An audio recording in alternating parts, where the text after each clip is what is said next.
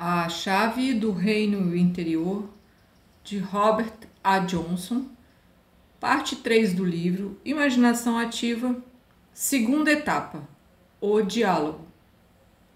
O inconsciente foi convidado. As imagens apareceram na sua imaginação. Agora você está pronto para começar o diálogo. Realizar o diálogo é principalmente uma questão de se entregar à imaginação e deixá-la fluir. Existem vários princípios que podemos seguir, mas levar a experiência em frente consiste mais que qualquer outra coisa em deixar que as figuras interiores tenham vida própria. Na prática, você pode dizer ou fazer tudo o que lhe vier à mente e você sinta que é apropriado e ético.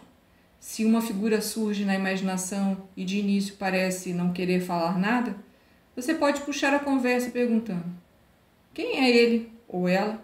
Pergunte o que ela quer, sobre o que gostaria de falar ou o que gostaria de fazer. É melhor fazer perguntas do que discursar ou começar a manifestar suas opiniões, pois a atitude básica que você deve mostrar é uma disposição de escutar. Se uma figura interior fizer algo, anote-o. Então faça ou diga alguma coisa, conforme for a sua reação em relação a isso. Em geral, uma personalidade interior tentará atraí-lo para alguma atividade, levá-lo a algum lugar, conduzi-lo por um caminho ou para uma viagem. Se lhe parecer certo, então vá e anote o que acontece durante o caminho. Se lhe parecer errado, seguir a pessoa, ou se não gostar da atividade ou do envolvimento que ela lhe está sugerindo, você tem o direito de dizê-lo. Você tem o direito de recusar e dar as suas razões. Isso, por sua vez, poderá levar a uma discussão acalorada do conflito entre essa pessoa interior e o que você não quer ou não aprova ou receia. Tudo isso é um material excelente para a imaginação ativa. O diálogo começou e as diferentes partes do self estão aprendendo umas com as outras. Se você achar que uma personalidade interior vai falar, você tem todo o direito de, entre aspas, puxá-la. Pode iniciar um intercâmbio como faria caso estivesse embaraçado com um convidado retraído e não comunicativo. Faça perguntas, expresse seus sentimentos. Se tiver medo da personagem que apareceu, diga-lhe. Se ela o faz lembrar-se de uma experiência que teve, ou de um sonho, ou de alguém do mundo exterior que você conhece, conte-lhe isso. Nada melhor para iniciar um diálogo rapidamente ou em um nível mais profundo do que a expressão dos sentimentos. Quando você deixa os sentimentos extravasar e convida a pessoa interior a fazer o mesmo, geralmente se estabelece o intercâmbio imediatamente. Isso acontece porque os sentimentos estão muito relacionados com os valores, as coisas de que gostamos, as pessoas que amamos e admiramos, aquilo de que temos medo ou sentimentos que é desonesto e ilegítimo, o que desejamos para nós e para os outros. E os valores, nós sabemos, são a mola mestra de nossa vida humana. É extremamente importante escrever tudo o que acontece e tudo o que é dito. Escrever protege você de cair na fantasia passiva que se infiltra pela mente. Ajuda você a se concentrar mais e mais e ter uma experiência mais profunda. O ato físico de escrever grava a experiência de forma mais vívida na mente consciente. Conversando com uma imagem. Para realizar um verdadeiro ato de imaginação, é necessário perseverar na imagem com a qual começamos. Permanecer na situação até que haja algum tipo de resolução. Uma vez que se encontrou uma imagem particular ou se iniciou um diálogo com ela, é importante continuar a partir daí e não se deixar distrair por outras imagens ou material fantasioso que possa saltar a mente e competir com a imaginação ativa. Se permitir que sua mente voe de imagem em imagem e de situação em situação, você simplesmente vai prender-se em uma série de começos e recomeços que não tem sentido e não levam a lugar nenhum. Se o seu ego estiver realmente se dirigindo às figuras interiores e interagindo com elas, então haverá uma experiência contínua, coerente com as figuras originais. Não fique inerte enquanto sua mente voa de uma imagem a outra, como de um clipe de filme para outro. A imaginação ativa é uma experiência completa que tem início, meio e fim, como um sonho. Geralmente ela começa com a apresentação de um problema, segue-se um período de interação com ele e com os diferentes pontos de vista sobre o assunto e, finalmente, chega-se à resolução do conflito ou do problema. Isso pode durar uma sessão ou pode exigir uma série de sessões que continuem por dias ou mesmo anos. Pode-se ter uma perspectiva disso recordando os exemplos que já foram dados. O primeiro foi o diálogo entre uma mulher e seu artista interior japonês. Nesse diálogo, pôde-se facilmente identificar o ponto onde o problema foi levantado, bem no começo. Seguiu-se uma longa conversa, na qual foram enunciadas alternativas que podiam ser soluções para o problema. Finalmente, no fim do diálogo, veio a resolução. Essa não foi a última conversa com o artista japonês, mas já dentro dessa primeira sessão, encontramos uma resolução do problema básico. Em contrapartida, consideremos o exemplo do homem que foi guiado na sua jornada mítica para ajudar a rainha que estava em desgraça. Naquela sessão de imaginação ativa, o problema foi exposto. Forças do mal atuando no país, o povo sofrendo e a culpa da desgraça recaindo sobre a rainha inocente. Assim que o homem inicia sua jornada com o guia, ele faz o que pode para salvar o país, começando por curar a menina. Porém, sua aventura está apenas no início. Existe mais trabalho para fazer. De fato, esta imaginação ativa em particular durou anos e ainda continua. Participando com os seus sentimentos. Participação total é a essência da imaginação ativa. Tudo o que dissemos a respeito das diferenças entre imaginação ativa e fantasia passiva são particularmente importantes neste estágio. É vital tomar parte no intercâmbio como um parceiro integral. Podemos fazer sugestões, iniciar o diálogo, fazer perguntas, argumentar, objetar, tudo o que se faria em um intercâmbio entre iguais. O aspecto mais importante disso é que você esteja presente nos seus sentimentos e participe com os seus sentimentos. Você precisa ter a sensação de que isso é real, de que isso está realmente acontecendo. Mesmo que seja dentro, mais do que fora, se você se mantiver desligado ou se achar que se trata apenas de uma fantasia que você observa de uma distância segura, não existe uma experiência verdadeira. Se você não estiver realmente participando com seu lado sensível, então não se trata de imaginação ativa verdadeira. Um bom exemplo de como estar presente nos seus sentimentos é o da mulher que sonhou com as duas figuras masculinas que se pareciam com o marido e o irmão e que a estavam ignorando. Que tipo de sentimento ela tinha quando foi ao encontro delas na imaginação ativa? Ela estava furiosa, magoada, indignada, e era assim que ela se sentia na realidade. Seus sentimentos e emoções estavam lá naquele intercâmbio, com as duas pessoas interiores, e foi a seus sentimentos, afinal, que elas responderam. Geralmente, é possível dizer se um indivíduo está realizando de fato uma imaginação ativa pelo sentimento que acompanha as respostas que recebe.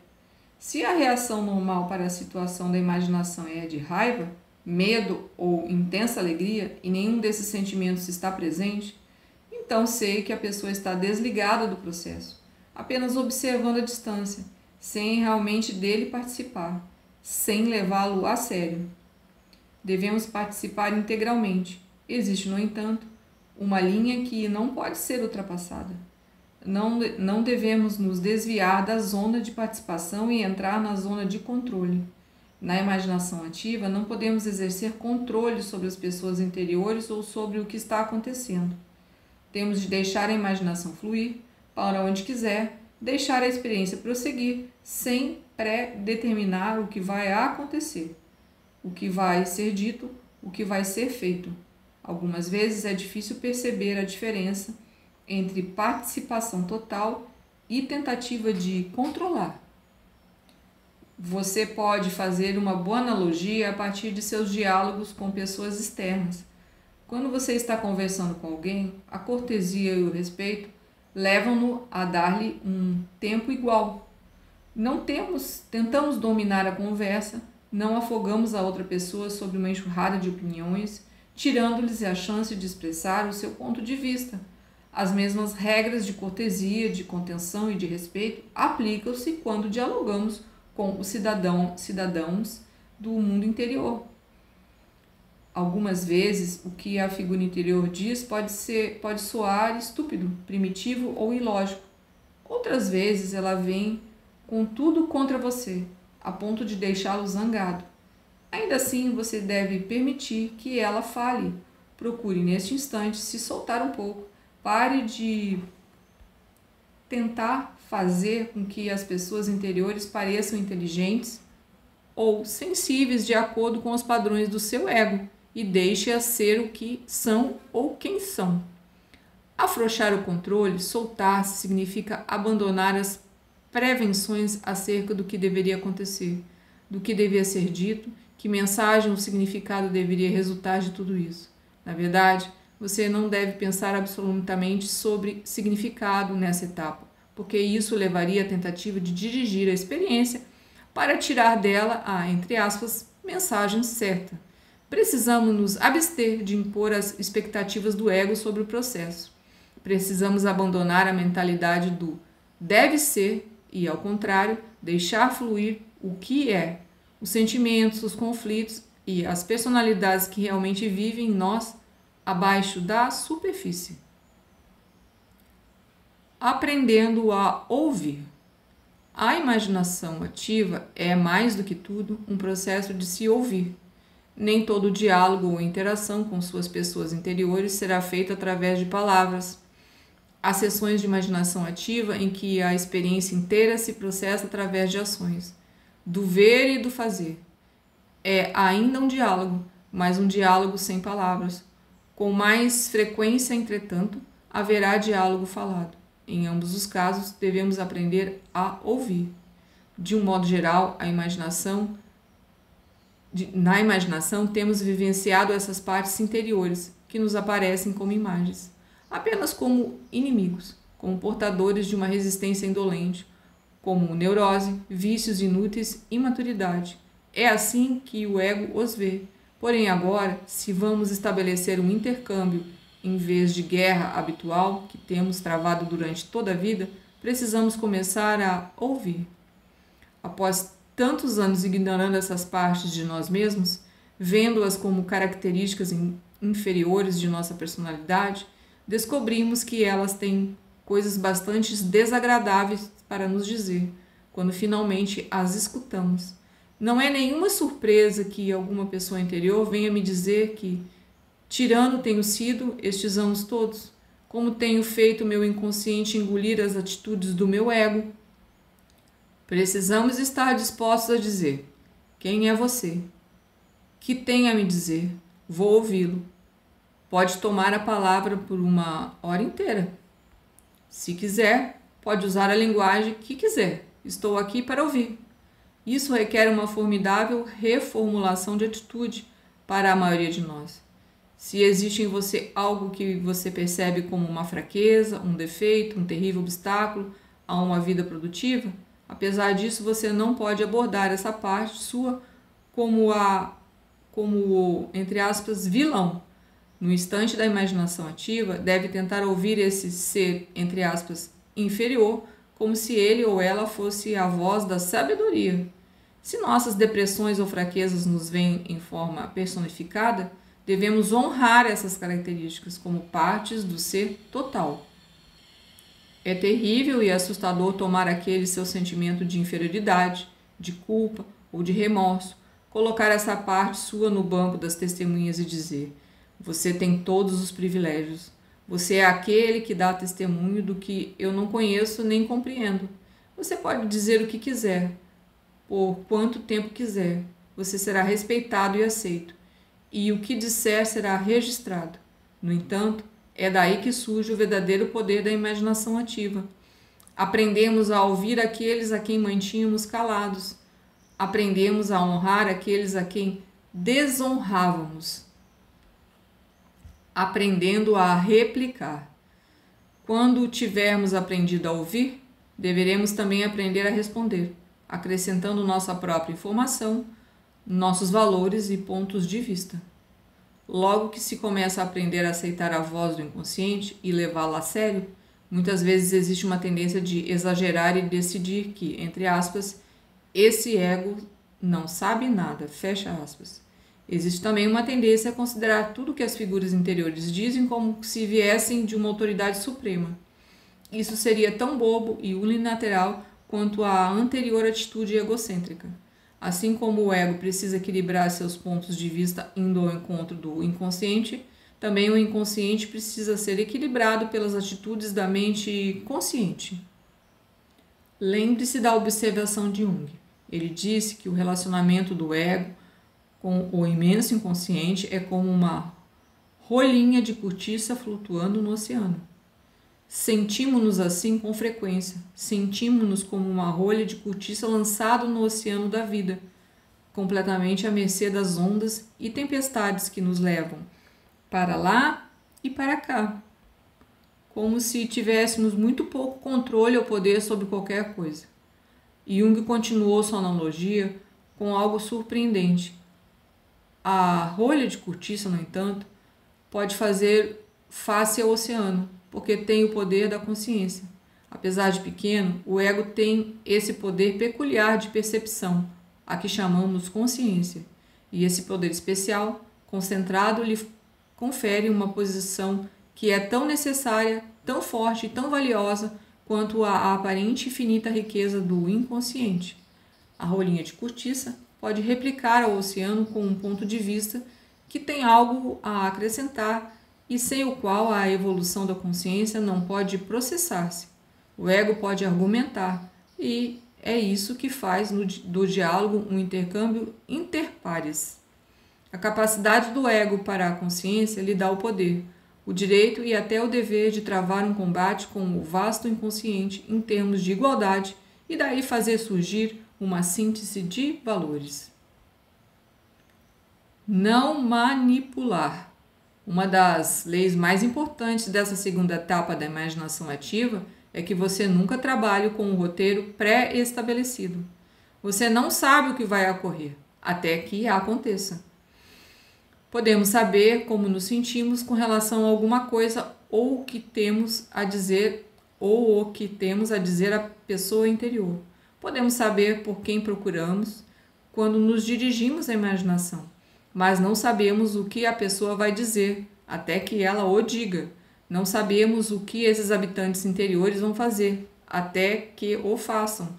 Você tem o direito de chamar sua ânima, seu ânimos ou as figuras da sombra, mas não tem o direito de planejar o que eles vão dizer ou dominá-los quando aparecem.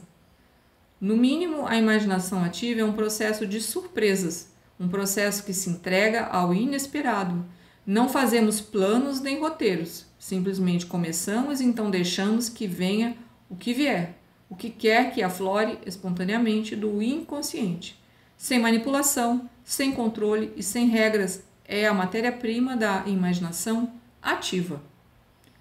Precisamos entender isso claramente, porque agora existem muitos sistemas que podem ser confundidos com a imaginação ativa, mas que são completamente diferentes dela. A diferença principal é que eles trabalham com um roteiro preparado, tudo é predeterminado. Alguns desses sistemas são chamados de imaginação dirigida, ou imaginação criativa, ou algo semelhante. O que todos têm em comum é que tudo é pré-determinado. Você decide de antemão o que vai acontecer na imaginação. O ego decide o que está tentando obter do inconsciente e prepara um roteiro. A ideia é, entre aspas, programar o inconsciente de modo que ele faça o que o ego quer. Em um desses sistemas, a finalidade explícita do uso da imaginação é alcançar o que se quer. Você fecha os olhos e visualiza o carro novo, ou o novo emprego, ou a casa de campo que você deseja e usa o poder da visualização para conseguir isso. Em um outro sistema, você visa adquirir uma melhor atitude com relação a você mesmo, usando suas próprias imagens mentais. Você se vê como gostaria de ser, elegante, atraente, dinâmico, eficiente e assim por diante. Pelo uso da autoimaginação, você visa tornar-se a pessoa ideal que o ego gostaria que você fosse. O problema dessas abordagens de imaginação é que é o ego que decide tudo. O inconsciente é visto como uma espécie de animal estúpido que não tem um ponto de vista próprio, nenhuma sabedoria a acrescentar. O ponto principal desse intercâmbio é treinar o inconsciente para fazer o que o ego quer. Decisões do ego podem parecer boas, mas o problema é que o inconsciente não é consultado para participar do processo. A imaginação ativa parte de uma ideia completamente diferente acerca do inconsciente.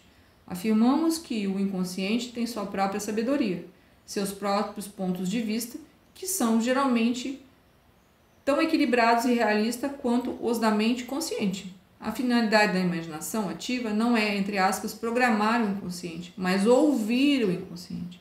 E se você realmente ouvir o inconsciente, por sua vez, ele ouvirá você. Se você decidir que quer realizar algum grande projeto e percebe que o inconsciente está opondo resistência, não reaja tentando programar o inconsciente para concordar com suas ideias. Em vez disso, você deve dirigir-se ao inconsciente à procura daquilo que está causando essa resistência, essa paralisação ou depressão, e descobrir o porquê. Se fizer isso, provavelmente você ficará surpreso ao descobrir que o inconsciente tem muito boas razões para discordar de seu projeto ou de seus objetivos. Talvez você esteja a ponto de cair num processo de, entre aspas, inflação do ego, ou numa obsessão tentando conseguir alguma coisa que na prática seja impossível. Seu inconsciente provavelmente vai resistir e tentar trazê-lo à razão, para que você redimensione seu projeto, adaptando-o aos seus recursos e às suas capacidades.